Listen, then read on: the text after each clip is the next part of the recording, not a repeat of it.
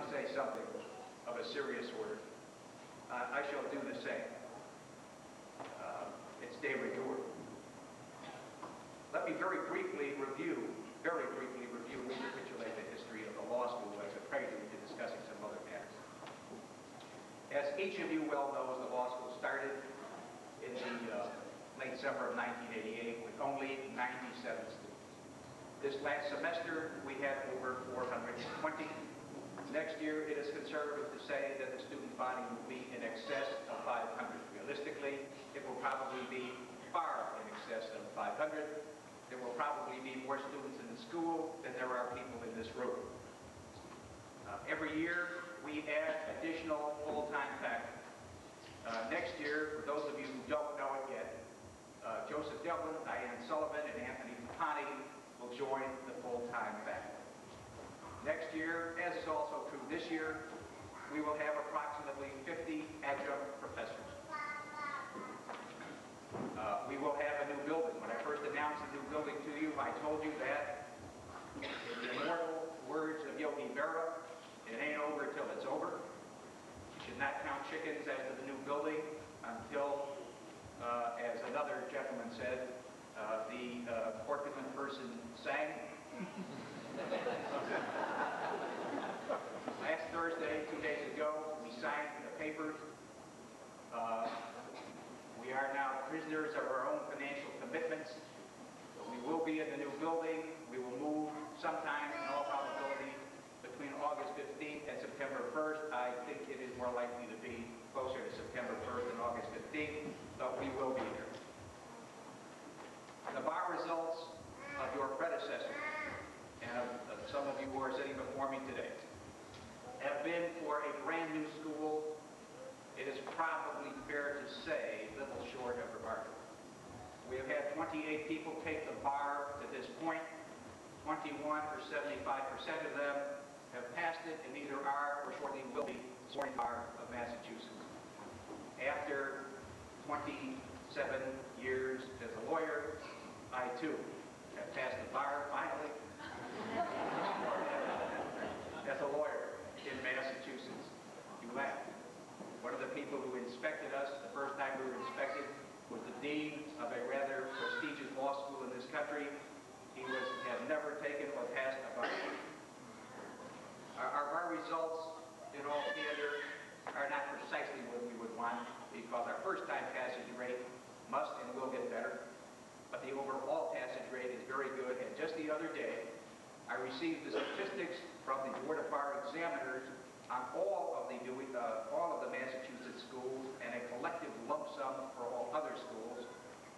And when measured, let me say that it is filled with disclaimers and warnings that would do credit to a securities prospectus, all of which say, "Thou shalt not reveal anybody else's passage rates. Thou shalt not reveal the standings among schools." There's a virtual 10 commandments of what you cannot say. So I will say only this. There is one school in Massachusetts which I cannot reveal, even though it is generally thought of as being on a river named after a king of England. That is ahead of us by a significant margin. There is another school that is ahead of us by a small margin. Every other school in Massachusetts is in virtually a dead heat with us or behind us. Think of that. Every other school is in virtually a dead heat with us. A percentage point or two I consider a dead heat, or is behind us. For a brand new school, this is not, as they say, half bad. And having done all these things, the school is looking forward. Well, that's not the proper thing to say. We are about to suffer an ABA accreditation inspection because we will apply to the ABA in the next 6 to 8 months or so. Now, in doing that, the dean has to write what the ABA and the academic world generally calls in very pompous terms a self-study. That is a major report on what is good, bad, and indifferent about your own institution. I have been doing a lot of reading for that purpose. Those of you who have not averted your eyes as you pass by my office and have seen the stacks of papers on the floor might suspect that many of those papers are for this purpose. And I've been doing a lot of thinking in general. only about the ABA inspection, but about legal education in general, about American education in general, and about some other subjects that on their face seem to have nothing at all to do with education, but yet that I think are tied in by matters of a deeper philosophical import. And I would like to, quote, share some of those thoughts with you. I say share those thoughts with you because that, as many of you will know, is the latest jargon. One no longer takes a position, one no longer agrees, one no longer disagrees, one no longer says candidly, I find myself unable to go along with that. One shares thoughts with the other person. So let me share some thoughts with you. First, let me talk about a matter that, again, seemingly has nothing to do with education. The state of the economy in the United States. It seems very evident to me that this nation is presently undergoing a most serious reaction against the excesses of the 1980s. The junk bonds, the piling on of third world debt, the speculative real estate madness, the leveraged corporate buyouts, and the like. Too often, these economic problems stem from what can only be described as speculation to the nth degree. Too often, they stem from a desire to make money without contributing real underlying value to the world. Too often, they stem from a desire to make money without truly constructive work. I must tell you that this kind of what I would term economic madness is nothing new. I have, in the last few months, been reading Burton Malkiel, a famous economist from Princeton University, who previously was on the Council of Economic Advisors. I have read in the last few months Charles Kindleberger, an MIT economist who formerly was a high government official. And they describe the manias, the speculative excesses, the bubbles that have gone on from the late 1500s and early 1600s to our own day. Believe me, it is nothing new. It happened with, would you believe, tulips. It happened with what they call the South Sea Bubble in the early 1700s in England, and everybody was getting in on the act of forming new corporations which did absolutely nothing. We believe that the good will go on forever, and it just does not work that way. And we in New England and those in Texas are perhaps suffering more than any other two sections from all of this because the speculative excesses reached perhaps their acme in these two states because our economy is so heavily dependent upon banking, real estate, and lending other than banking lending. So I reiterate, we are facing problems which tie in with academia, incidentally, that result too often from speculation, desire to make a buck without contributing real value to the world, and sometimes desire to make a buck without contributing a lot of plain good old-fashioned hard work to the world. I want to turn to another subject, which again would seem to have absolutely nothing to do with education, but which I believe to be tied in by underlying philosophical points, and that is government. I have read more and more recently, most recently just yesterday, and I do believe it is true that there is a very serious reaction against government in this society. It doesn't seem to me to take extensive proof when we need only read the election returns around the country and in Massachusetts as well. One may only realize that the concept of term limitations on office has not yet been defeated, as far as I know, in elections that have been going on in the last few years, and there have been 3 or 4 victories for it. And the movement, whether it ultimately succeeds or fails in the large, will probably claim at least a few more victories before it is over. I want to read you something that appeared just yesterday in a book review on the op-ed page of the Wall Street Journal, a magazine that is supposed to represent the pinnacle of conservatism in this country, and conservatism in this country has historically and very properly been linked with a desire for order, a desire for certainty. And in the Wall Street Journal, a book on the op-ed page, a book review said, faced with a government that seems unable to deal with basic problems. The middle class now seems utterly disillusioned with liberals and conservatives who replay the ideological battles of the 60s, skipping.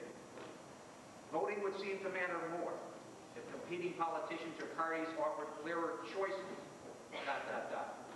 and if once elected, they actually accomplished something. Skipping. The budget deficit, the ailing thrift industry, and other festering problems of the 90s have become emblems of government incompetence. Quoting, to restore popular faith in the possibilities of government, he writes, government must be shown to work. And finally, skipping, but if we keep electing politicians who are incapable of taking the long-term view, and slow to put the interest of the community ahead of their own, it says as much about us as it does about them. I disagree with the view that it says as much about us as it does about them. Other than that, I pretty much agree with this, and I have agreed with it, it is heretical to say, for the last 25 years. I think that the country needs people who will enter politics and government strictly out of what used to be called in the old-fashioned way, noblesse oblige. People who will commit to enter government and politics for a limited period of time, after which they will voluntarily and certainly retire. Who will not use politics and government as a vehicle for future advancement in the private sphere or as a career choice, as in Congress, and whose goal is to see to it that things get done, though they know that careful analysis and extensive consideration is essential. They are aware that achievement at the end of the day must be obtained. 20 years ago, 15 years ago, 10 years ago, 5 years ago, 2 years ago, it was heretical to say these things. Now, I think it would not be regarded universally as heretical, although it would be regarded in many places as still heretical. Now let me turn to higher education. Education today has gone seriously wrong and is in deep trouble. The costs of education have gone through the proverbial roof. Institutions that literally have multi-billion-dollar endowments are running deficits and having trouble paying their bills. For the consumer, that is the student and the student's parents and families, there have been literally 2 decades of uninterrupted tuition increases. Tuition increases that largely have been larger than inflation for the entire decade of 1980s. Tuition increases in higher education have been double the rate of inflation. Not just the poor, but the middle class has been getting priced out of the market. And were it not for financial aid, people would be unable to afford education. And financial aid is diminishing as governments that give it find themselves in deeper and deeper economic trouble. Now, there are many reasons why the costs have gone through the roof and why we are suffering in this way. For one thing, administration went up at a multiple, was added to, went up. The number of administrators increased at a multiple. I've forgotten, I read it again recently, I forget whether it's 5 or 10. It's a horrendous multiple of the number of full-time faculty members, leading some experts in the field to say that education must begin to realize that administration is not the business of the business.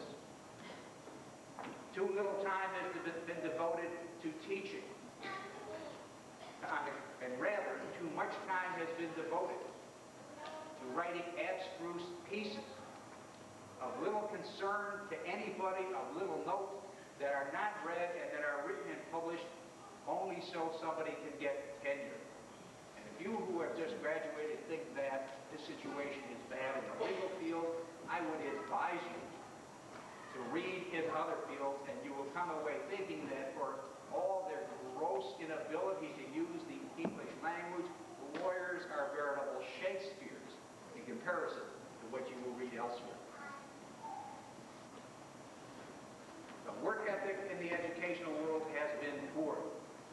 This has begun to be realized even by the most august institutions, and some of them, Stanford and Michigan in the lead, are beginning to try to change their cultures, forming committees, passing resolutions, in general recognizing that the culture of academic campuses cannot remain as it was in the past. And some institutions, because their situation has gotten so bad and because of the decline in students which is upcoming, will probably have to close.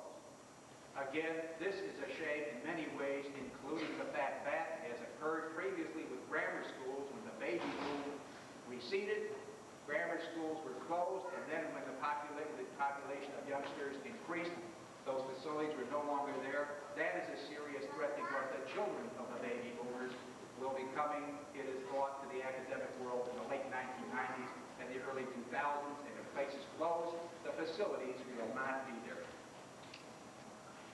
Let me talk now about the particular form of education known as law schools. Law schools suffer from all the same problems as the academic world generally. The costs are too high, tuitions have gone up without cessation for a decade and a half. The work ethic is not there. The American Bar Association, like its colleagues that deal with other forms of education, screams if a teacher is in the classroom for more than 5 or 6 hours a week. There are other fields where it is worse, where they scream if it's more than 3 or 4 hours a week. There is a story, which is true, about what happened at the University of Wisconsin in Madison, when the university, which is a great university, one of America's leading schools, went before the state legislature to justify the appropriations it was requesting. The professor was testifying, and some anti-education legislator, wanting to show that professors don't work hard enough, asked the particular professor, "Professor, how many hours are you in the classroom?" And the professor said, "Senator, 6. And befuddled and not knowing what to say, the senator said, "Well, I'm certainly glad to hear that you are in the classroom 6 hours a day." Nobody told him it was 6 a week. Law schools have problems, however, beyond what is typical in education these days. First, as those of you who have heard me claim on this subject know, law schools have serious problems of elitism. They have virtually excluded large groups of our society from the social mobility, the economic and personal opportunity that comes with a legal education. They have excluded everybody but people who get grades of 3 point or above and LSAT scores of 30 or 35 and above. And that leaves out large segments of the population who have shown themselves diligent, persevering, intelligent, creative, and whatnot. And this is a social crime. And if one declaims against it, as I do, it is as heretical as it was to say 20 years ago that perhaps we need in public life a different brand of person that is populating it currently. Law schools have another serious problem in that it is well known that they do not prepare individuals to practice law. Those of you who have been in law school will have heard this. Your families may have been told by you. I will briefly repeat. Most law schools simply teach theory. They do not teach people to try cases. They do not teach people to negotiate. They do not teach people to draft contracts. They do not teach people to counsel. The professors are unable to teach this because they have never done it, and they do not wish to do it. Now, ladies and gentlemen, I have discussed a seemingly eclectic potpourri, if you wish to use a fancy phrase, and certainly a far more elegant phrase than some I have been known to use in public assemblies. I have discussed the advance of the law school, for which I knock wood every day and look over my shoulder. I have discussed the reaction against the economic excesses of the 1980s, the reaction against government, the problems of higher education today, and some of the problems of law school. And what, if anything, ties together this seemingly disparate group of subjects? Well, it is personal and idiosyncratic. But I think that what ties them together is that they all involve exactly the same or closely related questions of central philosophy. Closely related questions of what, for an individual, is his or her moral center. Do you work like a dog? Do you care seriously about producing true value? Not just any old garbage, so long as it will make a buck or sound good to people. Do you recognize that while it is essential to analyze problems carefully and at sufficient length, it is equally essential to achieve and to do so as speedily as possible? Do you feel that true value resides in integrity of product and speech, not in loose talk and not in shoddy quality? And to come full circle, do you work like a dog? Now, those of you who are graduating know, I believe, that MSL has done what it can to avoid the problems of higher education generally and law schools in specific. At the end of the first year of the school's existence, we said to you that we were going to raise tuition rates by $50 per credit hour, from $250 per credit hour to $300, in order to ensure the future financial solvency, well-being, and safety of the school. And we pledged to you that, barring catastrophe, there would be no more tuition increases. At the beginning of the third year, there was no tuition increase. Next year, there will be no tuition increase. With the help of Rick Gordon Harrington and Osborne, leading academic accountants in Andover, the school has just recently finished 6 years of future financial and academic projections that carry us through the 1996-97 academic year, when some of you will have children applying to MSL. Those projections show the school to be very solid, and they provide for no tuition increase. The school has provided you with practical courses as well as theoretical ones. Those of you who wish to have learned how to try a case, have learned how to negotiate, how to interview and counsel, how to draft a trial court brief, how to draft a contract. Your teachers know what is going on in the real world because they are in and of the real world, even those who are members of the full-time faculty.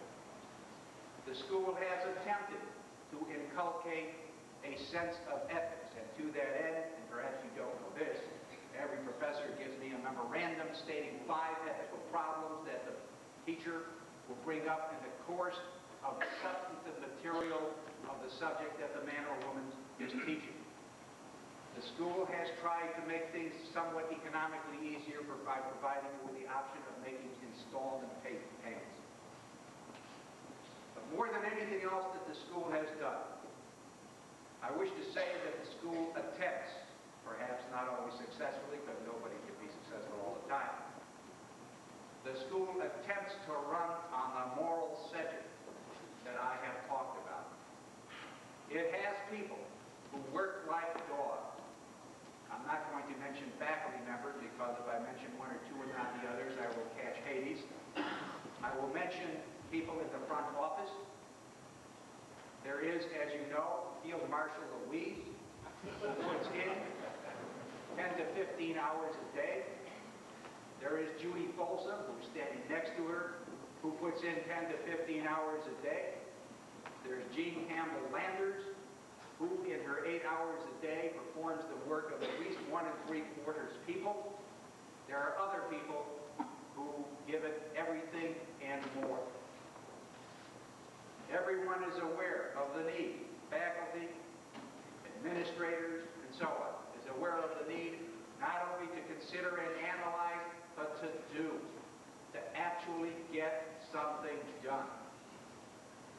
And everybody at this school, I believe, cares deeply about quality. It is our hope that those of you who graduate, those of you who are still attending, carry away with you the central philosophy, the moral center that we believe animates the school. Some of you entered the school with that moral center. Some of you picked it up. There may be some of you who did not. If so, that is our failure, and it will not stand you in good stead. So, to conclude, the school has attempted to inculcate a moral center that seems to be applicable throughout a wide range of human activity. I cannot say this philosophy will always serve you well or lead to success. It will not. No philosophy can. And it is a commonplace that in this and any other society I've ever heard of, it is often that the good fail and the bad succeed. Think about that. It is commonplace that often the good fail and the bad succeed. I cannot even say that this central animating philosophy will even continue to serve MSL well. Life is too chancy, and as I said earlier, I knock wood every day about the school, and I only pray that its success will continue. But whether it leads to success or not, I must tell you that the older I get, the more I understand and the more deeply I feel that a person and an institution both need a central core to operate under through all the vicissitudes of life, through thick and thin alike. And apropos of my views on government and higher education and economic excesses, so does a society. In the early 1920s, when the Black Sox scandal occupied the headlines, and there were constant debates over responsibility, guilt, and punishment of ball players, gamblers, owners, and the body politic. A writer for the Chicago Tribune, or an editorialist for the Chicago Tribune, wrote, and I shall paraphrase loosely but accurately, that the questions they were discussing may not be as important as earth-shaking matters of disarmament, of world peace, of racial strife, or of the economy. But at the bottom of every issue lies the national character. What we have been discussing today is nothing less than personal, institutional, and national character. Thank you.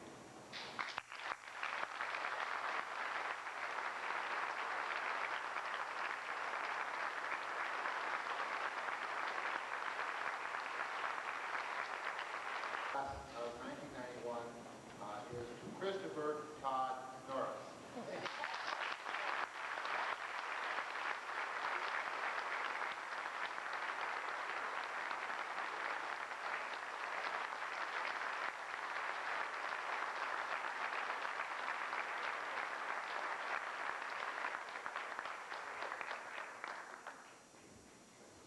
Now for the class we've been waiting for a number of years. By the authority vested in Massachusetts School of Law, by the Board of Regents of Higher Education, representative of the MSL Board of Trustees, I hereby authorize the Dean of the Law School to confer upon all eligible candidates the degree of Juris Doctor with all the rights and privileges pertaining thereto.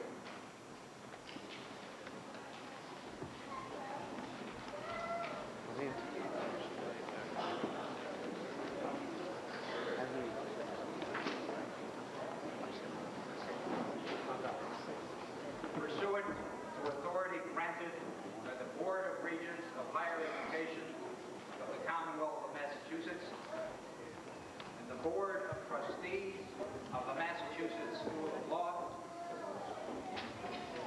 I hereby award the degree of Juris Doctor with all the privileges pertaining thereto upon the following candidates.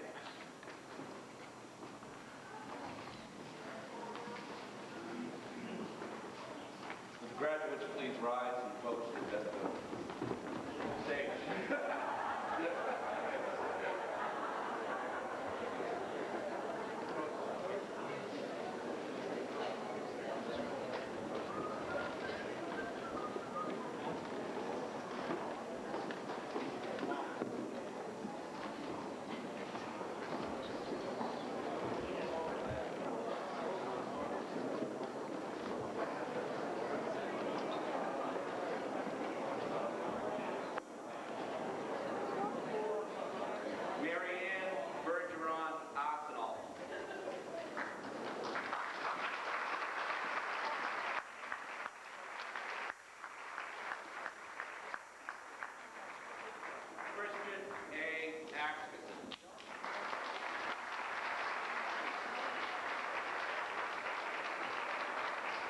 Edward James Bernard.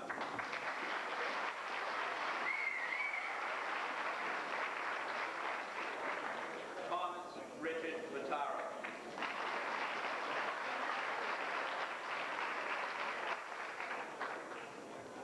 Arthur John Broadhurst.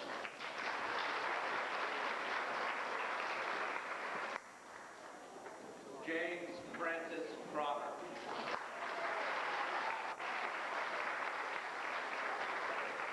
Mark P. DeJoy.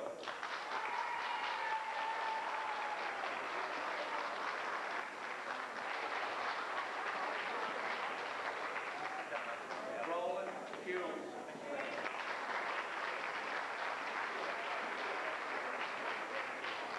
Paul Alphonse LaRoche.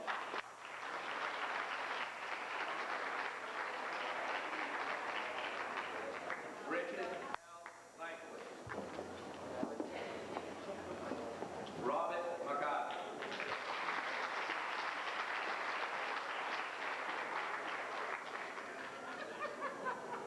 Joseph Michael McGinn.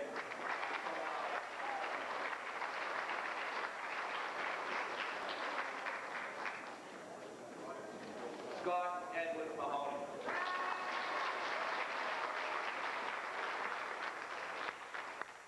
Mark Neil Davis.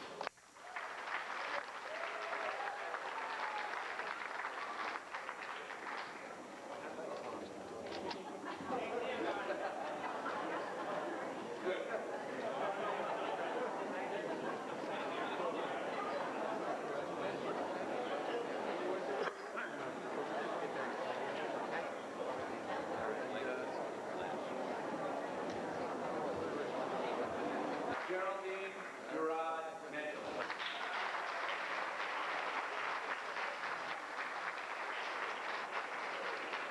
William W. Morris. Put it on right. All the way down? Jose F. Nunn-Collins.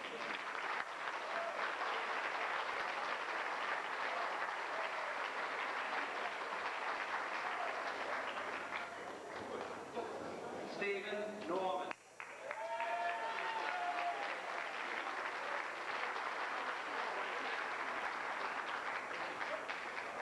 James Edward Newton.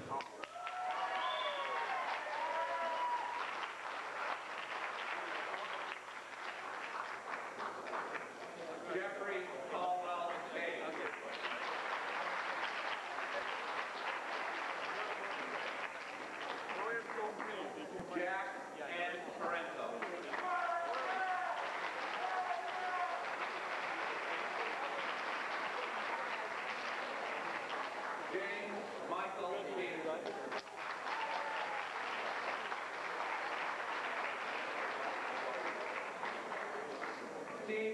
Paul Peterson.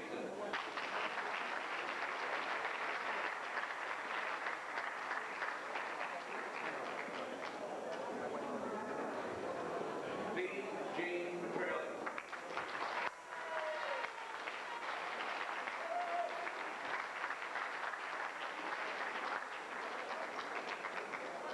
Edmund Joseph Braden.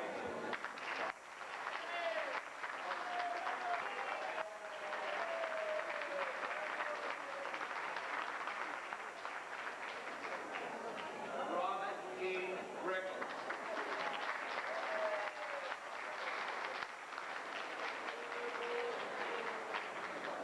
Faustina Martinez Rowan.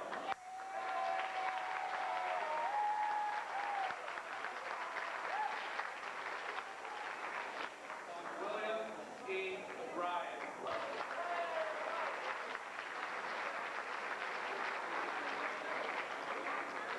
Robert Gerard Scarano.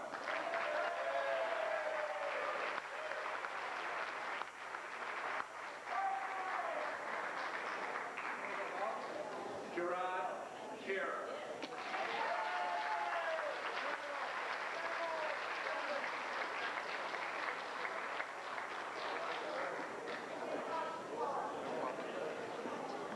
Lisa M. Stevenson.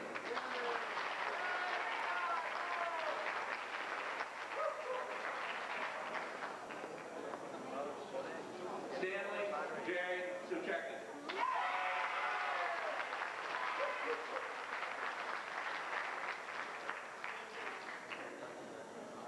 D. Henry Sullivan.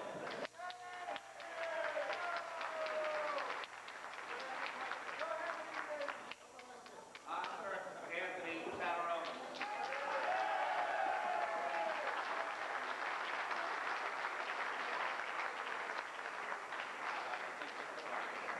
Thomas Michael Vick.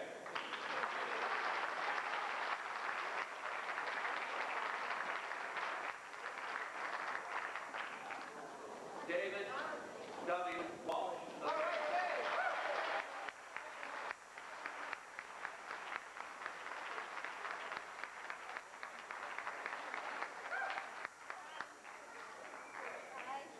Martin Beal Manning.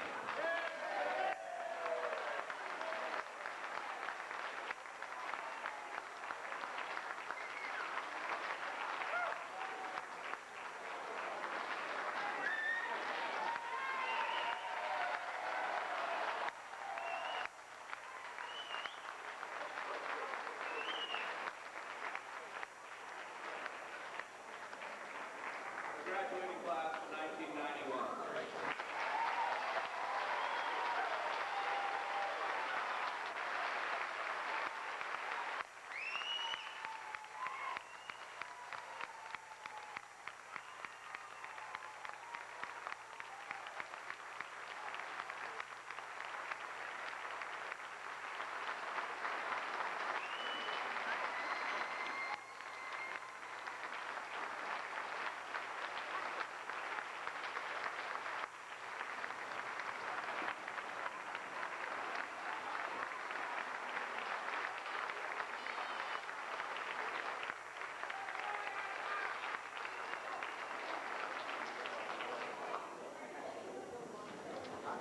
One's called Rosh Hashanah, the other's called Yom Kippur.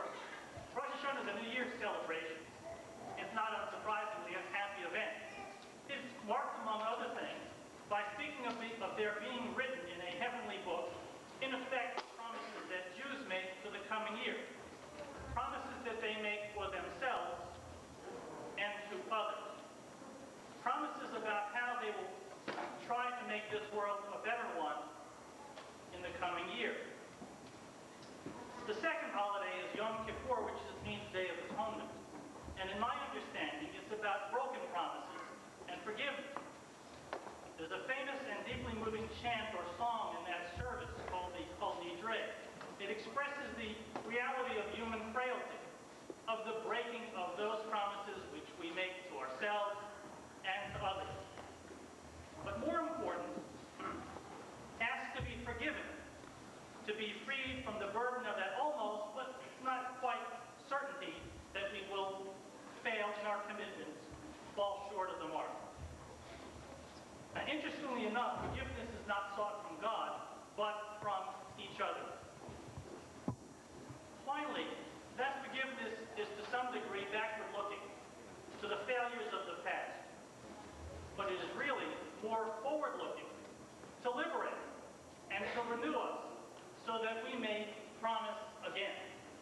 to allow us another chance to create a new future. So here we are. Here you are, graduates. We are rightly proud of the promise made and fulfilled, the one which brings the joy of this occasion. Yet this is but one of many promises that you, now trained in the law, will make. The law itself is in many ways the stuff of human strength and human frailty, of promises made and all too often not kept. You will be challenged by that strength and frailty. You have assumed the responsibility, you promised, to commit yourselves to it with learning, with understanding, with confidence, and I hope, I know, with wisdom and compassion. You may not always succeed, but you will always be up to the challenge and the opportunity. Good luck. Congratulations.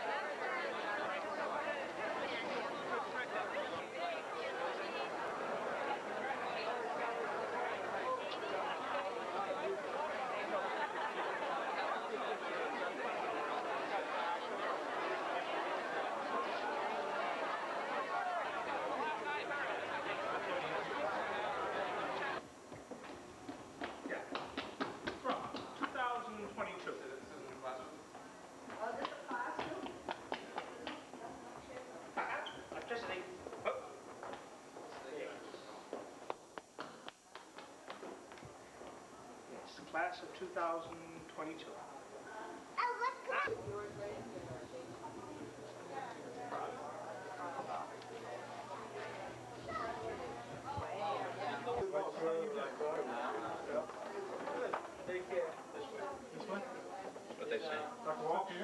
Okay.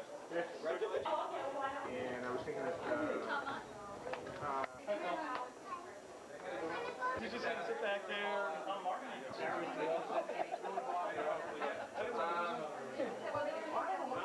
Check and see what, because Justin probably